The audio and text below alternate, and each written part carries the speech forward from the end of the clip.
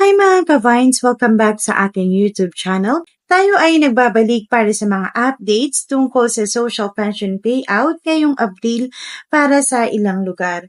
Maaari nyo ring i-check ang official Facebook page ng inyong barangay o MSWDO para sa eksaktong petsa, oras at mga kailangang dalhin. At para sa mga nonagenarian, octogenarian at centenarian, meron kayong nakalaang cash gift mula sa National Commission of Senior Citizens. Pero bago ang lahat, kung bago ka pa lang sa aking channel, huwag kalimutang mag-like at mag-subscribe at i-click ang notification bell at itakda ito sa all para lagi kang updated sa mga makabuluhang impormasyon lalo na tungkol sa social pension. Unahin na natin ang Municipality of Dumangas. Ito ay gaganapin sa April 14, 2025 sa Barangay Balabag Gymnasium.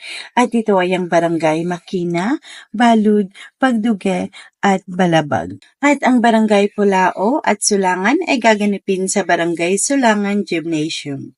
At ang Barangay Manugid, Ermita, Bantud, at Dakutan ay gaganapin sa Barangay Ermita Gymnasium.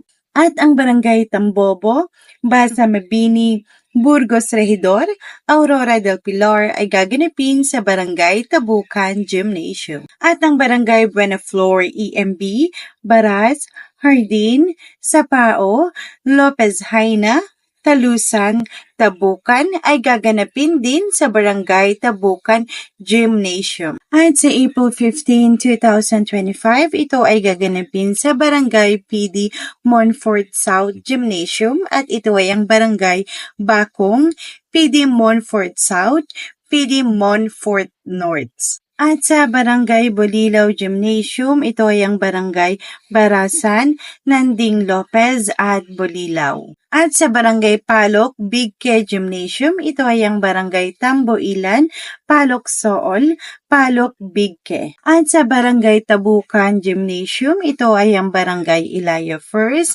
Ilaya 2nd, Ilaya 3rd at Victorias. At sa Barangay Tabukan Gymnasium ulit, ito ay Barangay Kadi, Bakay at Lactura. At sa Barangay Kansilayan Gymnasium, ito ay ang Barangay Calao, Rosario, Capaliz at Kansilayan. At sa Barangay Patla Gymnasium, ito ay ang Barangay Bantud Fabrika, Kumpayan, Padlad at Barangay Kayo. At sa Municipal of Taganaan, ito ay gaganapin sa April 16, 2025 at ito ay ang Barangay Upper Libas, Lower Libas, Union, Laurel, Aurora, Azucena, Sampaguita, Banban, Himamaug, Opong, Fabio, Kawilan, Patino at Talavera. At sa Barangay 2, Poblasyon Haro Leyte, April 14, 2025 sa Barangay Hall, inaabisuhan ang lahat ng social pensioners na mag-submit ng mga requirements para sa paghahanda para sa magaganap na first and quarter social pension payout.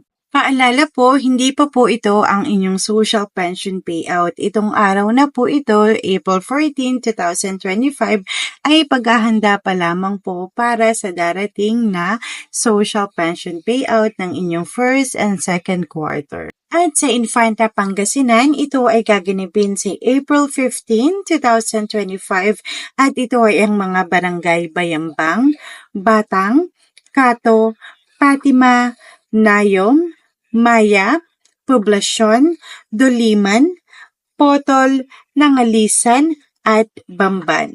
At sa April 16, 2025, ito naman ay ang Barangay Pita at Babuyan. At sa Barangay Tangke, Talisay City, ito ay para sa mga octogenarian at nonagenarian by National Commission of Senior Citizens at ito ay gaganapin sa April 14, 2025. At sa Himamaylan City, magkakaroon din po ng cash incentives for senior para sa edad na 80, 85, 90 at 95 sa April 14, 2025 alas 10 ng umaga. At yan po ang mga importanteng updates. Kung ikaw ay isang senior citizen o may kakilala na eligible, siguraduhin makuha ang inyong social pension sa tamang oras. Huwag kalimutang magdala ng mga kinakailangang dokumento. At kung gusto mo pa ng mas marami pang impormasyon at updates tulad nito, mag-subscribe na at i-click ang notification bell para hindi mahuli sa mga susunod na videos. Salamat sa panonood at magkita-kita tayo sa susunod na update. Huwag kalimutan, may mga exciting pa tayong bagay na ibabahagi, kaya stay tuned hanggang sa muli.